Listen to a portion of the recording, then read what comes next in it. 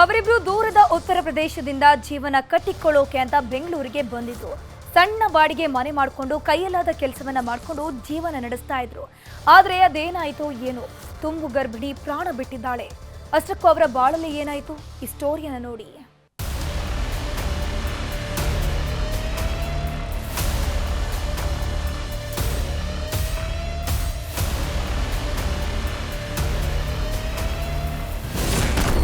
Silicon ಸಿಟಿಯಲ್ಲಿ ಮತ್ತೊಂದು horror. ಪತ್ನಿ ಶವದ ಮುಂದೆ ಎಗ್ ಬುರ್ಜಿ ಮಾಡಿ ತಿಂದ ಪತಿ. ಶಿಥಿಲಗೊಂಡಿರುವ ಮನೆ ಗೋಡೆಗಳು, ಜೋರಾಗಿ ತಳ್ಳಿದ್ರೆ ಮುರಿದು ಬೀಳುವಂತಿರೋ ಬಾಗಿಲು. ಆ ಮನೆ ಕಡೆಯೇ ಆತಂಕದಿಂದ ನೋಡ್ತಿರೋ ಜನ. ಮನೆಯ ಒಳಗಡೆ ಯಾರು ಹೋಗದಂತೆ ಟೇಪ್ ಹಾಕಿರೋ ಪೊಲೀಸರು. ಇದಕ್ಕೆಲ್ಲ ಕಾರಣ ಗರ್ಭಿಣಿಯ ಅನುಮಾನಾಸ್ಪದ ಸಾವು. ಅಂದ್ಹಾಗೆ ದಂಪತಿಯ ಹೆಸರು ಶುಭಂ ಹಾಗೂ ಸುಮನಾ ಅಂತ. ಉತ್ತರ ಪ್ರದೇಶ ಮೂಲದ ಈ ದಂಪತಿ ಕಳೆದ 2 ತಿಂಗಳ ಹಿಂದೆ ಬೆಂಗಳೂರಿಗೆ ಬಂದು ಥಣಿಸಂದ್ರದ ಬಾಡಿಗೆ ಮನೆಯಲ್ಲಿ ವಾಸವಿದ್ರು. ಶುಭಂ ಪೇಂಟಿಂಗ್ ಕೆಲಸ ಮಾಡ್ತಿದ್ರೆ ಸುಮನಾ ಮನೆಯಲ್ಲಿಯೇ ಇರ್ತಾ ಇದ್ಲು. 2 ತಿಂಗಳಾಗಿತ್ತು ಸರ್ ಬಾಡಿಗೆಗೆ ಬಂದು. ಇಲ್ಲೇ ಮುಂಚೆ ಎಲ್ಲ ಇಲ್ಲೇ ಇದ್ರು ಅವರು.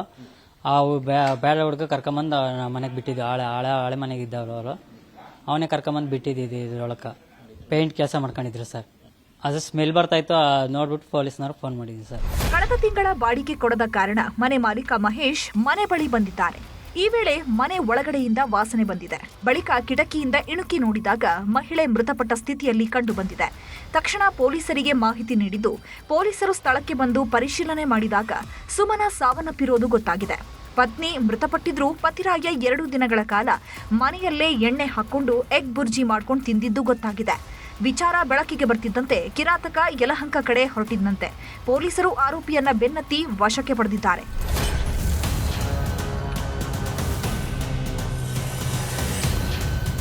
ಮಹಿಳೆಯ ಮೂಗು, ಬಾಯಲ್ಲಿ ರಕ್ತಸ್ರಾವವಾಗಿದ್ದು ಮುಖ ಊದಿಕೊಂಡಿದೆ.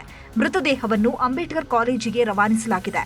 ಮರಣೋತ್ತರ ಪರೀಕ್ಷೆ ವರದಿ ಬಂದ ನಂತರ ಕೊಲೆಯೋ ಆತ್ಮಹತ್ಯೆಯೋ ಅನ್ನೋದು ಬಯಲಾಗಲಿದೆ. Muniraju, crime bureau, news 18, Bengaluru.